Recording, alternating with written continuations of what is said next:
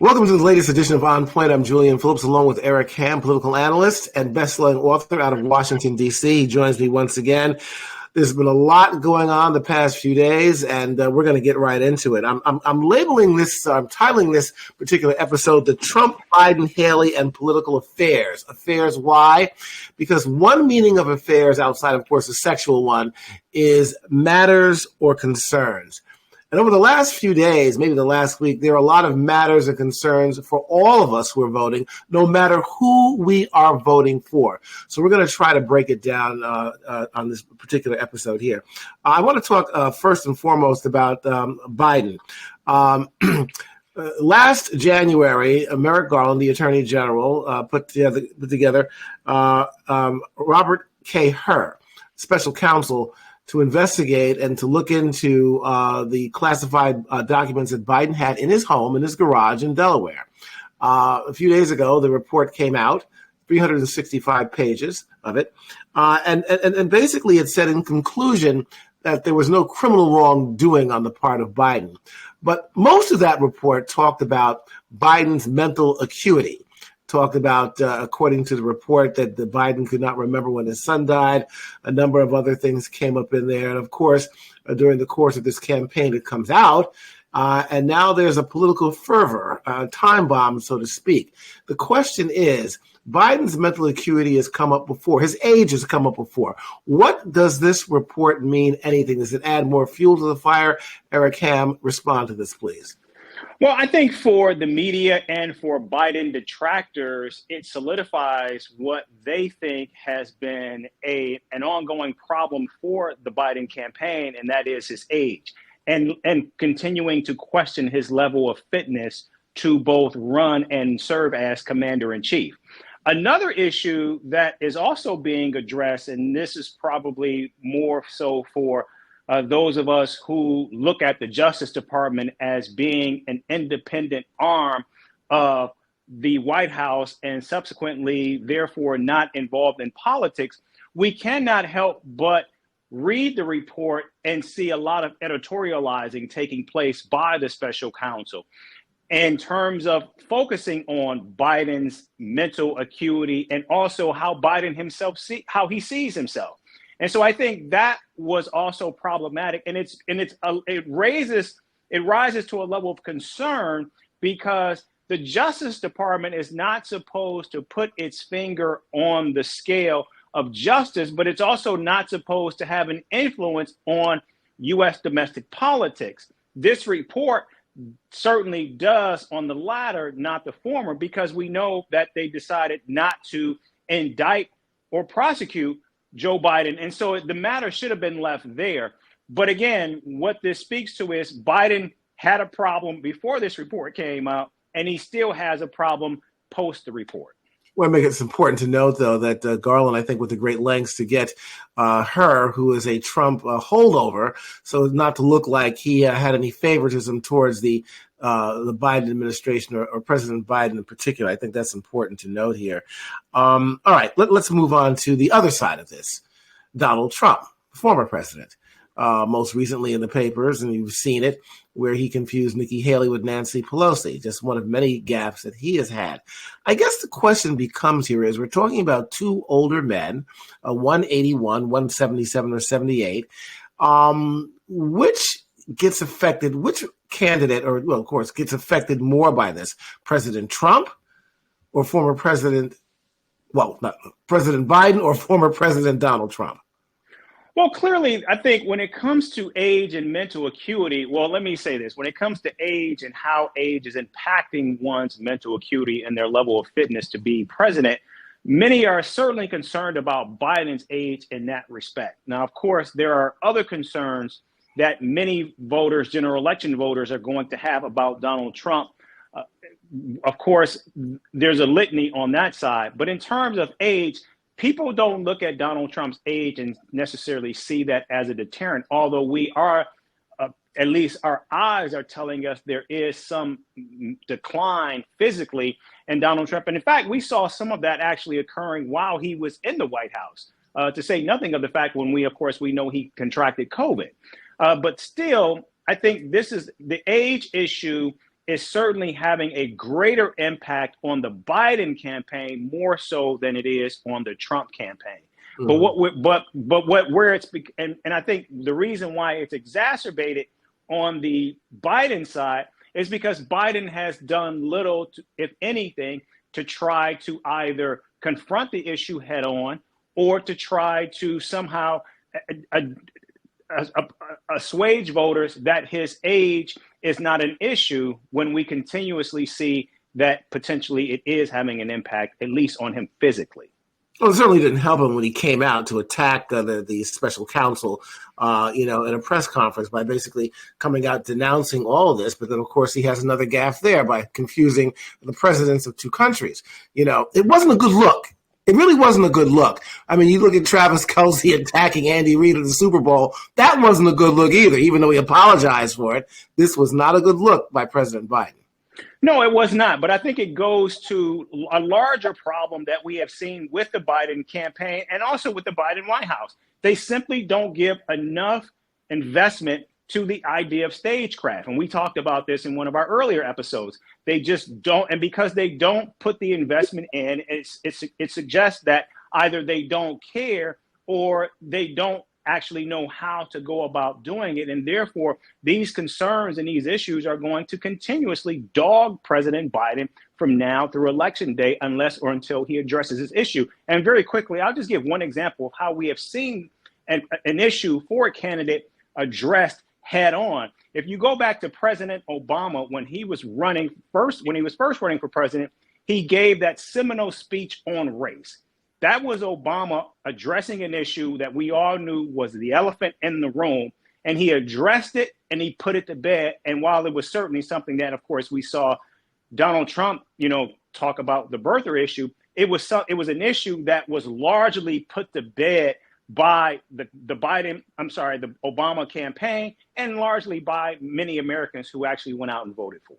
All right, well, the covers are still down at the foot of the bed here, moving right along here. Nikki Haley, maybe not mental acuity, but maybe a lack of character and sensitivity. Of course, with her, with the Civil War, she did not mention slavery at all. And of course, standing at the podium during one of the debates where they asked whether or not, any of the candidates would still vote for Trump if he was convicted of a felony, she raised her hand. That's an issue I think that some people will perhaps not forget. But moving along from that, going back to the two main people right now, President Trump, former President Trump, and President Biden, NATO. In the headlines this past week, former President Trump comes out and basically says that, if the NATO nations, or 31 of them, don't pay their fair share in defense, 2% of their GDP, that he would give the green light for Russia to go ahead and attack them. A lot of fervor about this, Eric Ham, and some say, number one, why is he talking about this? And how could this tip the scales of balance for those who are depending on the United States to help with freedom and democracy throughout the free world? Your thoughts? Yeah, this is, I think, deeply troubling. In fact, I think one of the biggest issues that we're also seeing is how there's this sense of moral decline, at least in the media, because what they're doing is they're trying to determine which is the greater problem. Donald Trump siding with a fascist dictatorial regime to unroll and erode democracy, or Joe Biden's age. Now, we have seen and had old presidents before. We know Ronald Reagan in his last term was declining quickly. In fact, we know how much of his team actually did a lot of the work, but they were really good at the stagecraft. We know from Franklin Delano Roosevelt and his many ailments, John Kennedy, in fact. But we have seen and had old presidents who were effective at their job. We've never had a president who has actually ever said, I will side with a brutal dictator to allow them and give them a green light to attack democracy. And we have to remember, not only do we support Article 5 of the NATO treaty, which is an attack against one is an attack against all, but all of the NATO countries are democratic governments and entities. And so to be a part of NATO, that's the first requirement, that you have to be a democratic nation. And so when Trump makes this comment, this is just another attack on the institution of democracy, to say nothing of the fact that what Donald Trump is actually doing is signaling to Vladimir Putin that he is going to need his help in this election. And in return, I will allow you the green light to go after your NATO neighbors, notably Poland. So this is very concerning. And quite frankly, all media outlets and all Americans need to be raising the 5-alarm fire for this, because, again, this is just another one of those attacks on democracy. And we're seeing an attack by 1,000 cuts by this former president. Death by 1,000 tiny cuts, as some might say here. Let's move on real quickly now to Nevada caucus. We can kind of gloss over this somewhat. No surprises there. Trump won overwhelmingly. His name was not on the ballot. Nikki's was, but the matter of fact that said that, she lost to other candidates on the ballot. So I guess it really it's a point now. How long could she hang on here when she's not really gaining any traction? Yeah, and Donald Trump was actually on the caucus. Nikki Haley was in the primary. Nikki Haley didn't participate in the caucus because she said they were rigged, but nevertheless, she still lost by the none of the above candidates. And so I think what we're seeing here is the clock is slowly running out on Nikki Haley's candidacy.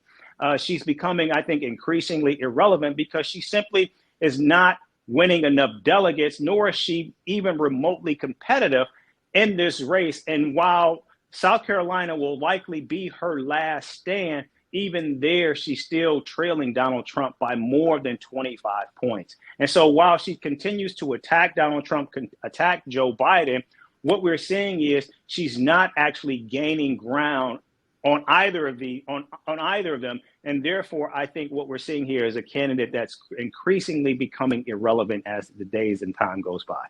Perhaps our only hope, maybe DeSantis and Lois Christie, is if Donald Trump is convicted in any of these trials that he faces, they may come probably before the election, at least one or two of them. The big story today on Valentine's Day is the aftermath of the Congressional District number 3, which I happen to preside and live in, with Tom Suozzi and Mazi Pilip. A runaway, basically, and some thought perhaps it might not be with immigration front and center on the dinner table. Your thoughts about it?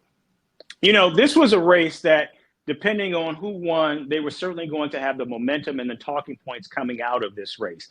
This was a race to replace the ousted Republican George Santos. And what we saw was Tom Suozzi, a known quantity and entity in that district and, of course, across the state, being a former mayor, gubernatorial candidate, and of course, having represented the district for quite some time.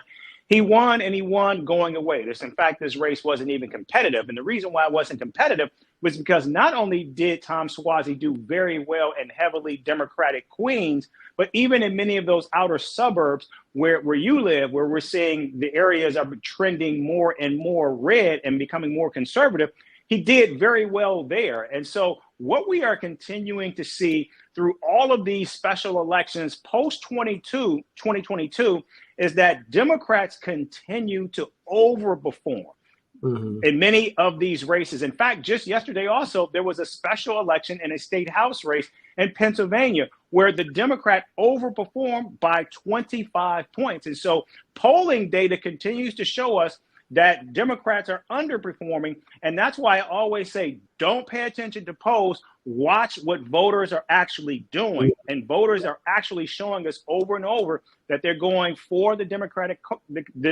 candidate head and shoulders above the Republican. In fact, I'll say very quickly, in this race yesterday, they had the polls at 4%. And we saw clearly this race was won by a much, much wider spread than that 4%. And again, voters continue to show us that they like and they like what they see and what they hear from Democratic candidates. But I certainly agree with you, Eric. You know how I feel about polls. But I will say this, though. I think, another factor here was the fact that we had George Santos, who we all know about at this particular point in time. Then we have another person, Mazi Pilip, who no one knew anything about. I've always said she was a woman behind the curtain, not even equaling the Wizard of Oz.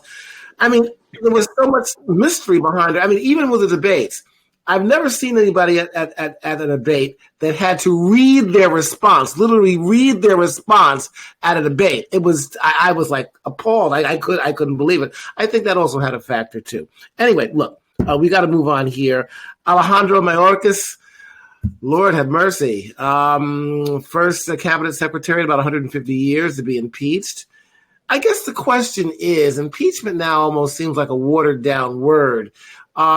Is it much about nothing? I mean, he'll keep his position as Homeland Secretary, I would assume. Yeah, this is much ado about nothing. We saw the 2 articles of impeachment actually pass very narrowly in the House just yesterday. And of course, this is a second bite of the apple by Republicans who actually lost in a very embarrassing loss for the Speaker of the House just last week. So they got what they wanted, but they see it as a political win. However, we know that the Democratic-led Senate is not going to do anything with this. And also, it's just another example of performative politics at play here, because if Republicans' issue is about immigration, then they had the opportunity to actually pass the most comprehensive and most law enforcement-based immigration reform legislation ever put before them. They will likely never get a chance at this ever again, and they turned it down. And now they're saying, okay, we're going to impeach the Homeland Security Secretary instead of actually doing something about the border issue. And I think if you go back to what we just saw yesterday in that special election race, voters continually are saying we're not falling for the banana in the tailpipe. And that's what we see play out here. And Republicans continue to give us performative politics, even at their own peril. I got to take this, from the NCAA, the road to the Final Four. The road to the White House has many twists and turns more than the yellow brick road. So we've got a lot of excitement to talk about. A very unusual race. We haven't seen anything quite like this with everything that's going on with the indictments, the legal things, the back and forth. Who knows what's going to happen between now and November? But we will be here, of course, to let our viewers know what's going on. And speaking of our viewers, Eric Ham, we got a lot of people that are chiming into our episodes here, and I want to take one viewer's question. Edward Clark, and this was the Biden the Black Vote episode, the last one, and he says this. He says, how closely aligned is the presidential marketing campaign with directly improving the Black community income stream? What do you say to that? Yeah, that's a really good question, because what we continue to see from the Biden campaign is marketing, stagecraft. They just are doing it very, very horribly. But nevertheless, in terms of their actions, in terms of their policies, they have actually done things to try to give Black voters more money in their pockets. And there are two things that come to mind. The first, of course, is Biden has been eliminating student loan debt by forgiving student loans for millions of voters. In fact, already we know that the Biden campaign has eliminated more than $100 million in student loan debt for many voters. And so that frees up tens of thousands of dollars for Black voters and their families. Another issue where the Biden presidency has championed was an extension of the child care tax credit. And so for families who have children in child care, there was a tax credit that was implemented during COVID that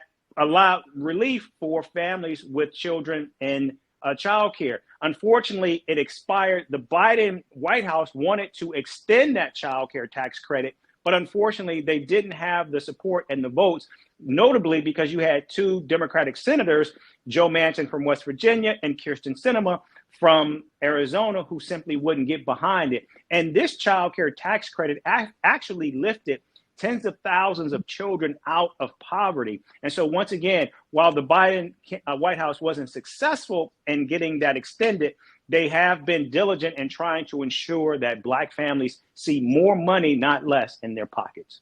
All right, Edward Clark, thanks for that question. And anybody else has questions, we'll try to answer as many as we can, maybe an entire show, the questions that our viewers and listeners have for us. Eric Ham, thank you very much. And of course, to all of you out there who are listening and watching On Point, we'll see you soon.